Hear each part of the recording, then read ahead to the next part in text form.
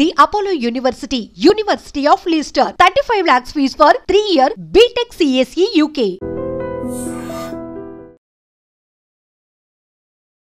Welcome to iDream news. This is Pavan. Mancherial జిల్లాలో అయితే దారుణం చోటు చేసుకుంది.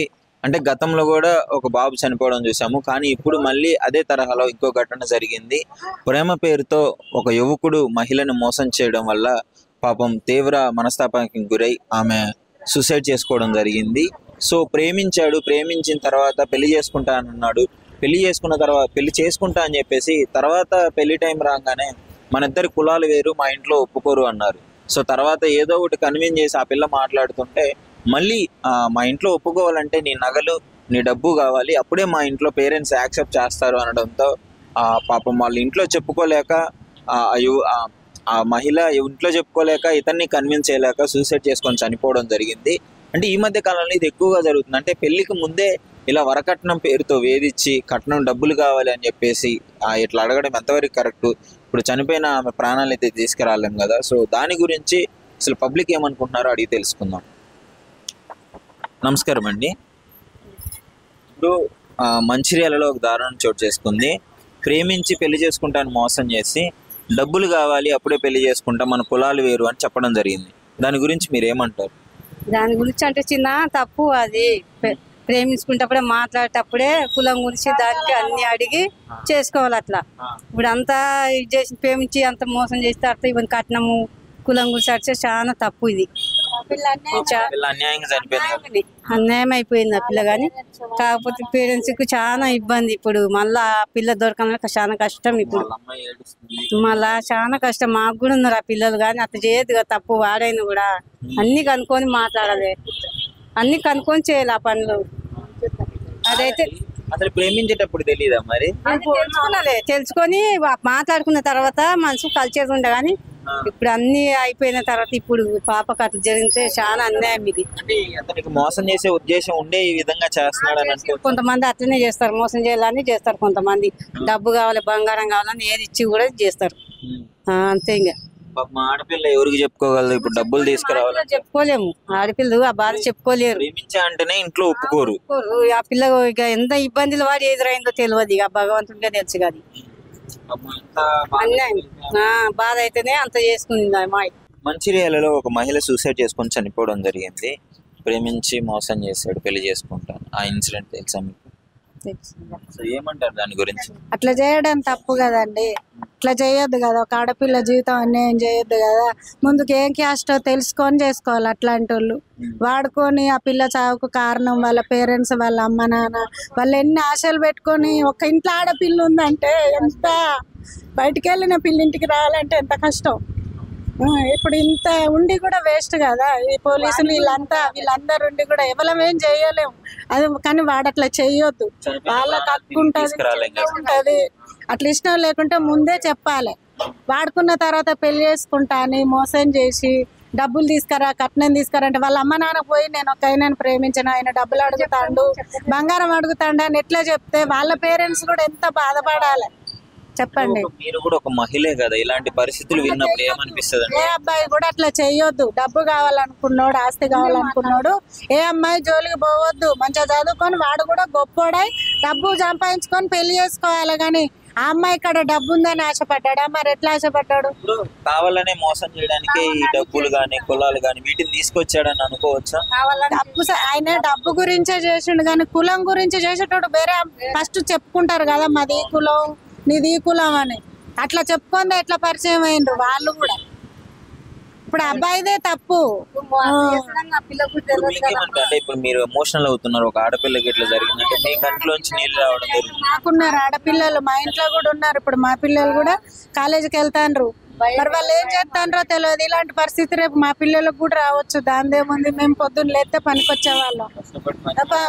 మా పిల్లలు కాలేజీకి వెళ్తాండ్రు అనుకుంటాం, కానీ వేరే వాళ్ళ చేతులు ఇట్లా మోసపోతారని తెలియదు కదా నాన్న. ఇట్లా అయిపోయిన తర్వాత తెలిసి బాధపడేది తప్ప ఇంకేం లేదు. ఆ తల్లిదండ్రుల బాధ ఎలా ఉంటుంది? చేతికి వచ్చిన పిల్ల పెళ్లి ఎంత ఘనంగా పెళ్లి చేద్దాం అనుకుంటారు. అంటే అంత అంత చదువుకోవాలి, అంత వయసు వచ్చేదాకా సాధాలంటే ఎంత కష్టం సార్. చేతికి అందిన పిల్లలు పోతే ఎంత బాధ ఉంటది వాళ్ళకి కూడా. అబ్బాయి కూడా అట్లా చేయొద్దు కదా, తప్పు కదా. ఇప్పుడు వాడు ఒక తప్పు చేసిండు, కానీ వానమ్మ నాన్న కూడా ఎంత బాధపడతారు. వాళ్ళు కూడా అట్లా చేయమని అయితే చెప్పరు. మరి వాని స్వార్థం ఎట్లుందో అది వాడిని మీరు తెలుసుకుంటే తప్ప, పోలీసులు తెలుసుకుంటే తప్ప. ఎలాంటి శిక్షలు పెడితే బాగుంటుంది అంటారు? శిక్షలు అంటే మీరు మన పోలీస్ స్టేషన్ పోలీసు వాళ్ళు ఉన్నారు కదా, వాడి ప్రాబ్లం ఏంది, వాడు ఎందుకు మోసం చేసిండు. ఇప్పుడు అమ్మాయి చనిపోయిన అమ్మాయి తిరిగి రాదు, వాడు నా తప్పైందని ఒప్పుకున్నా కూడా కుదరని పని కదా అది. తప్పు చేయి జారిపోయింది, అదేదో ముందే వాళ్ళ పేరెంట్స్ కాడికి వెళ్ళి వాడి దమ్ముంటే వాడు మాట్లాడాలి.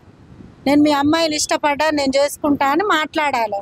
వాడుకున్న తర్వాత నువ్వు టార్చర్ పెట్టి వేధించి చేస్తే కరెక్ట్ కాదు కదా. వాంది వాడు చెప్పుకోలేనంత చెప్పండి, కరెక్ట్ కాదు చేయాలి వాడిని అంతే. వాడు వానికి ఏం చేస్తే పోలీసులు అంత కఠినంగా చేయాలి. వాడిని వదిలిపెట్టద్దు, అసలుకి వదిలిపెట్టద్దు. రేపు వదిలిపెట్టినా ఇంకొక పిల్లని కూడా అట్లనే చేస్తాడు. వాళ్ళనే మళ్ళీ ప్రాబ్లంలో ఆడిపోతారు. వాడిని వదిలిపెట్టకుండా వాడిని ఏదో ఒక దారి చేస్తేనే శిక్ష మళ్ళీ వేరని కూడా మళ్ళీ పోవద్దు కూడా, అట్లా చేయాలి వాడిని. అంత మించి ఇంకేం లేదు ఇక. మంచిర్యాలలో ఒక మహిళ సూసైడ్ చేసుకొని చనిపోయింది. సో ఒక యువతి ఆమెని ప్రేమించి మోసం చేసిన యువకుడి కోసం, దాని గురించి అసలు ఏమంటారు? ఫస్ట్ తెలుసుకోవాలి కులం ఏది ఎక్కడ అని తెలుసుకొని ఆమెను అన్ని కనుక్కొని ప్రేమించాల.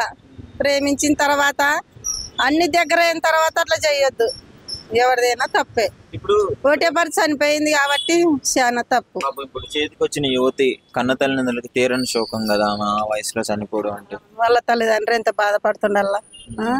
అయినా వాళ్ళ తల్లిదండ్రి కానీ పిల్లగాని తల్లిదండ్రి కానీ అట్లా చేయొద్దు అని ఏమి చెప్పరు. కానీ ఆ పిల్లగాందే బుద్ధి మంచిది కాదు, అట్లా చేయొద్దు.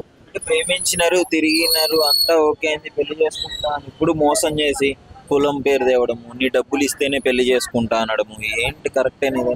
డబ్బులు అడగకూడదు, బంగారు అడగొద్దు. ఇష్టం ఉండేటోడు అడగొద్దు ఆ మాట. బంగారు కావాలా, నాకు పైసలు కావాలా అనేటోడు ప్రేమించొద్దు. ఇంకోటి, ఒకవేళ నువ్వు వేరే వాళ్ళని చేసుకుంటే మన ఇద్దరం దిగిన ఫోటోలు బయట పెడతా అని చెప్పేసి బ్లాక్ మెయిల్ చేస్తాను. పిల్లగాడ తప్పు, పిల్లగాంది చాలా తప్పు. ఫోటోలు దిగిండు, అన్ని దిగిండు, మళ్ళీ బ్లాక్ లో పెడతా అనేది తప్పు. తప్పు, చాలా తప్పు. పిల్లగాంది అయితే అది చాలా తప్పు. శిక్షనే చేయాలి.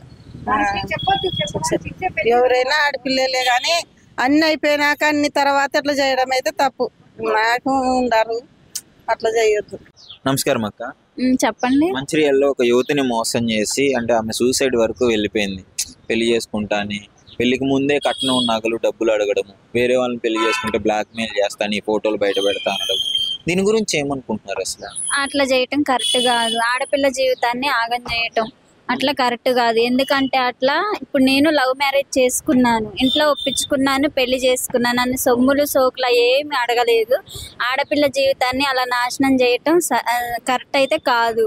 ప్రేమించిన వ్యక్తికి కులం అడ్డు వస్తుందా, డబ్బులు అడ్డు వస్తాయా? ఇప్పుడు చేసుకోవాలనుకుంటే చేసుకోవచ్చు కదా, మరి ఇతను ఇలా అడగడం ఎంతవరకు ఏమనుకుంటున్నారు? కులం క్యాస్ట్ అనేది ఫీలింగ్ తీయకుండా ఇష్టపడ్డారు కాబట్టి అమ్మాయిని అలా చేయటం కరెక్ట్ కాదు, మోసం చేయటం కరెక్ట్ కాదు. కావాలంటే ఇంట్లో ఒప్పించుకోవాలి, చేసుకోవాలి, మంచితనంగా భార్యాభర్తలు కలిసి ఉండాలి.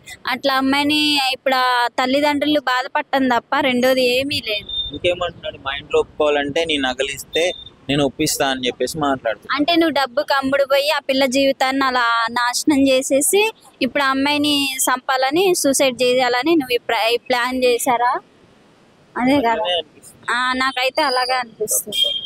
మరి ఇప్పుడు చేతికి వచ్చిన కన్న తల్లిదండ్రులకి ఎలాంటి శోకం ఉంటుంది? అంటే పెళ్లి చేయాలని ఎన్నో కలలు కానీ ఉంటారు ఆమెకి. అవునవును, అలా చేయటం మాత్రం కరెక్ట్ కాదు. ఎందుకంటే అలా చేస్తే ఇప్పుడు తల్లిదండ్రులు బాధపడటం తప్ప ఆ పిల్ల అలా అయిపోయింది, వాడు అలా మోసం చేశాడు కాబట్టి అట్లా చేయటం మాత్రం కరెక్ట్ కాదు. తల్లిదండ్రులకు కూడా చెప్పుకోలేక సూసైడ్ చేసుకునే పరిస్థితికి తీసుకొచ్చాడు. అవును, అలా ఆడపిల్ల జీవితాన్ని నాశనం చేయటం కరెక్ట్ అయితే కాదు.